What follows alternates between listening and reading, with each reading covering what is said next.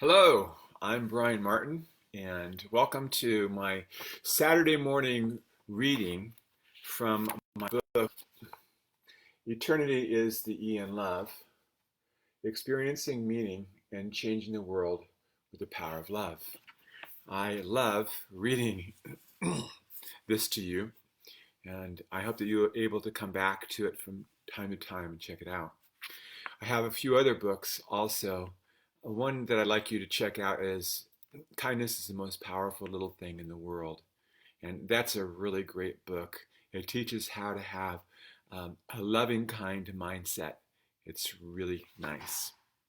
So, the reading today is from page 84 to 89, and it's a continuation from the segue in my book between the first part and the second part. And the segue is called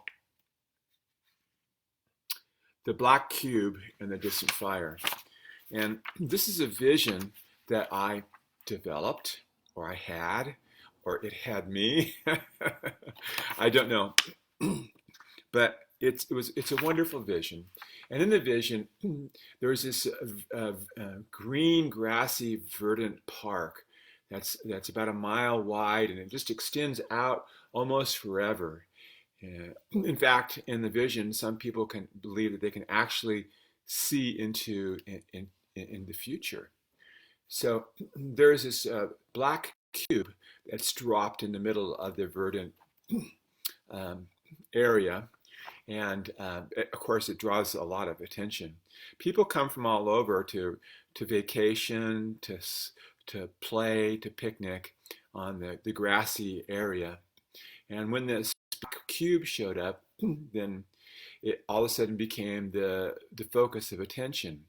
And then the black cube started to shake and rattle, and it was growing, and it grew, and it continued to grow and grow, and finally it became a huge black cube rising a mile high and a mile wide, and people started coming and going in between, and it became a city in the vision.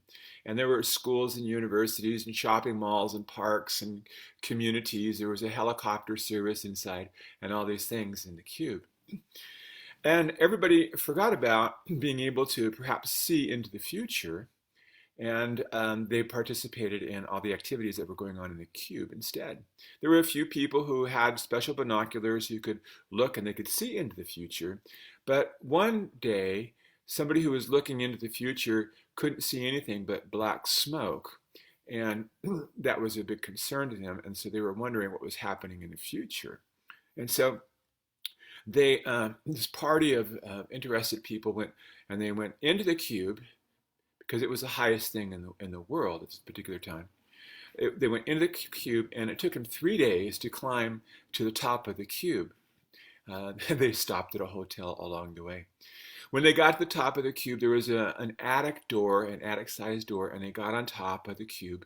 It was all slippery and freezing cold, and there was no rails, and so if you were to fall off, you would just perish. And they got the special binoculars out to be able to look into the future, and they couldn't see anything but a few wisps of smoke. So this greatly concerned them that something had happened in the future, and so they went back down. They sat down and they huddled together about what they were going to do, and they decided to go to the university where they knew that there were some like-minded people who were concerned about the future, and they went and talked with them. And these people were working on some research where they could two particles could be at one place, two places at one time in the universe. And so they were talking about the idea of putting information on those particles so they could be shared with people, because that way they thought that maybe they could communicate with people in the future that way. So anyway, turns out that that was something that they couldn't do because they didn't have the technology to do it. But they wondered if people in the future had somehow figured out how to communicate with people in the past by placing little bits of information on particles and planting them in their minds, in their brains. And so that was the extent of of, of the vision. And now I'm going to read to you what I wrote after the vision. It's on page 84. If you have the book, you can follow along. The vision made me realize several things. I realized that people in the past have successfully planted ideas in our brains. Commonly, we look to the past for guidance about how to live now and prepare for the future. Think about the big ancient religions and philosophies of our times. For instance, an obscure itinerant preacher from an insignificant region of the Mediterranean 2,000 years ago still speaks powerfully to people today. Did Jesus know that he would influence people 2,000 years in the future? Yes. Ancient sacred texts actually speak to the future, to future generations.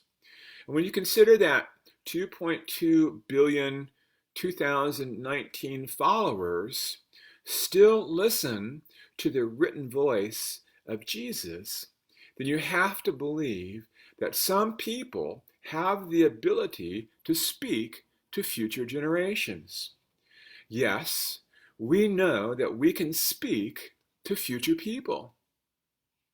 Nevertheless, there is a limit to the advice ancient people can give us. Ancient people simply had no idea about the world of science and technology today and its impact in the world. They couldn't imagine or speak to us about modern commerce, forms of government like communism, democracy, capitalism, nuclear power, ecology, medicine, media, social media, Google, Facebook, Microsoft, Amazon, climate change, astrophysics, microbiology, world peace, and the significance of all these things today. They just couldn't speak to those issues. Just as we cannot speak to or imagine what life 1,000 years from now might be like if humans survive that long. This was written before the coronavirus, of course. What can we say then to future people to help them in the face of their particular calamity, given their unknown circumstances? It'd be like teaching people how to communicate using tin cans and string in a cellular world. Besides, somebody might say, let them figure out what they need for themselves. We have enough problems of our own. I get that poverty, justice, inequality, human rights, and earth issues today will keep humans busy for our lifetime. I know they are important and urgent. I also know that if we focus our attention on human needs tomorrow, many of our needs today will be solved in the process. When we address climate issues now, we are helping future people. In spite of having the most amazing future planning device in the universe, that would be the human neocortex, most people continue to live in the now with no thought about a better tomorrow. You do understand that the thing that differentiates you from other animals is your neocortex, and your neocortex has the unique ability that others don't have. It's the only thing in the universe that we know that can do this, that could be future thinking, planning, creating, solving problems. It's a magnificent, magnificent thing. This is a problem. Many are stuck in primitive survival mode, yet they have everything they need, including safety. Many are ignorant about the ways they can help. Many falsely believe they cannot help. Which of the many are you? Survivor? Unaware? Can't help? Are these not the people of the cube? My question, the question my vision asks is, if future people could actually, if future people could or actually do speak to us, how would we be able to help them? Keep in mind that future civilizations will be just as unrecognizable to us as the information technology age would be to Jesus. We don't have much to offer future people. Exceptions are things of the heart, human things like caring, compassion, creativity, innovation, and love. Yes, love is not a new message, but love is the message from the past that enabled humanity to survive as long as it has. The story of human survival is the story of love. We love our children, we love our families, our tribe, our community, and we express our love by using our gifts and our skills and our talents and our tools to help the other. Since our ancestors had the ability to speak to and care for future generations while they were under the threat of trying to survive day by day, we, being relatively free from daily threat, have an even greater ability and a greater responsibility to respond to the needs of future people. Humanity has never had the resources we have today. We have greater ability to help future people than our ancient loving parents had to help us. That's a provocative thought, isn't it? I hear the voices of future generations calling out for help. Listen, and you can hear them too.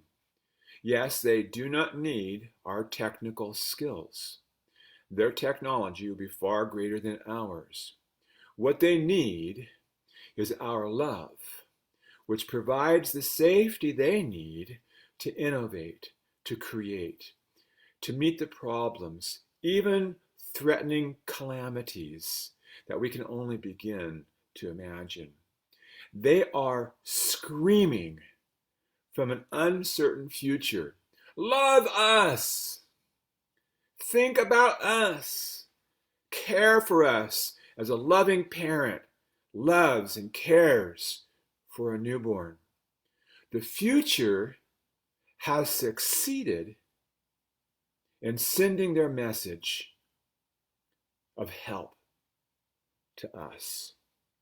Their message is planted in the innermost sanctum of our beings, the holy of our hearts and our minds. They have discovered and they know what we also know, that parental love, both natural parents and parents by choice, is the most incredible, awesome, magnificent human experience. Our future generations, our children's children to the 100th generation, need our love today so they can face their tomorrow. How do we do that? The central message of this book is that when we control our thinking and discover that our core identity is, quote, I am a loving, kind person, end of quote, then the loving actions we take will create safety for our children and the ones who are speaking to us from the future. A world whose controlling mindset is love is a world where all the people will be able to use their gifts and skills and talents and tools for their own benefit and for the benefit of the world. What can be more meaningful and significant than that? So my book is all about, I'm not done reading, by the way. My book is all about experiencing meaning and significance through the power of love. And this is a really great passage about that. It continues. You may be wondering about the black windowless, what the black windowless cube represents. At first, I thought it might be our preoccupation with technology and science, but that's not it. In fact, science and technology are friends in the vision. The cube represents the human desire to live only in the now. Focus on the present and experience life today. I'm not saying that living in the now is wrong. What I'm saying is that there are other ways to think about living. Living in the now is only one way to think. Preoccupation with the now can be very self-centered, and there are, I believe, better ways to experience the fullness of the human experience. One of my favorite places in the world is Manhattan. Being born and raised in California meant that Manhattan was far away. When I finally made it to Manhattan and walked through the city, my jaw dropped to the ground while my neck stretched to see the top of the forest of skyscrapers. It kind of reminded me of walking through the giant sequoias in Yosemite. It was amazing. Over the years, I attended many Broadway plays, something I always wanted to do. I'm mesmerized by the gifts, the skills, and the talents and tools of those singers and actors and musicians and producers and so on. These are the greatest performers in the world. It is so moving to me that as I watch and as I listen, tears of joy, experiencing the magnificently gifted skills and talent presentation, tears of joy stream from my eyes. It's a powerful and profound now moment, that one that I'm sure one that I was sure to remember and be able to bring to my remembrance in perfect detail with vivid movie-like quality in my mind, right? Well, the reality is that in a very brief period of time, now hardly exists. My remembering self doesn't even come close to the now my experience saw, felt, and heard. The lights, the colors, the voices, the belly laughs quickly fade into the past. As hard as I try to conjure up a vivid recall of the experience, it's like a dream that I can't remember the next morning. The painful reality is that I can squeeze but a fraction of now tomorrow. It's kind of like trying to squeeze juice out of a lemon that's already been squeezed and getting only a drop or two of juice out of it. I tried listening to the soundtrack and watching the movie version, hoping to relive the now. But the truth is, now is a faint memory. Now has little meaning today and less tomorrow. Now is disappointing. I still go to the city to see the plays. I love going, and I still cry when I hear the songs. I appreciate the gifts, the skills, and the talent. It is entertaining, and I deeply appreciate it. I just don't live for now. On the other hand, I just can't get the significance of my children's birth out of my mind. When Joanna was born, in her infant body, the future that would be my grandchildren already existed in her. When my granddaughter was born, that which will be my great-granddaughter exists in her. The future is alive in us. When I see my grandchildren and I watch them grow, I can hardly hold back the tears of joy. The other day, I was driving home, and we're all to be sheltered in place, except you can go outside and go for walks. And I saw my grandchildren riding their bikes, and they'd stopped at a friend's house and were visiting at a safe social distance. I saw them and I had to pull over and I had to stop. And I got as close to them as I could. They wanted to hug me and I wanted to hug them. And that moment of being with them, it's just crazy amazing. Let me go on. The future is unfolding before my eyes with tons of affection and love. Gifts of reproduction, gifts of innovation, gifts of anti-fragility. These are all gifts that are mentioned in this book, by the way. With my gift of years and without future-seeing binoculars,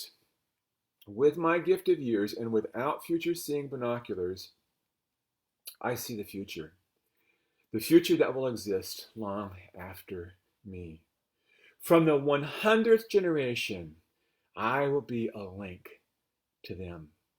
This thrills me. I can do so much for them. Now, I am leaving a legacy of love for the generations. This is the most important thing that I can do. What would they do without love? What would they have to live for? What would give them meaning and significance in life? What will provide them the safety to discover and learn, to create and to innovate, to solve the problems of intergalactic travel? My love, our love. Love inspires me to say, quote, I am a loving person. Love makes it possible to speak to the future and to hear future voices. Now is a reality, but ultimately it yields to a better way of thinking, the way of love. This is the meaning of the vision. I don't think it's easy to be a, quote, loving person. I've shown you just how powerful the prevailing culture is. How can we sustain our identity as a loving person in the face of such powerful force? First, by having a loving person mindset, as I shared above. Second, by your daily rituals. What follows are some rituals loving people can use to sustain their personal identity. Pay attention. And that concludes the reading of that chapter. And if you haven't got the book yet, that's okay. If you need a copy, I have one. Just ask me. If you want to get one, the link is there, and you can get it on Amazon. And I hope that you'll go back and re-listen to this video and take your book with you and read it. Thank you very much for coming and visiting with me, and I hope that you have a blessed day. Oh, by the way, tomorrow morning at 9 o'clock, I do a religious experience. I do the reading from the gospel lesson for that particular Sunday and elaborate on it. And my topic is, what would Jesus think? And you can find that at Rev B. Martin on Facebook. God bless you, and I'm looking forward to seeing you, and have a blessed day. Bye-bye.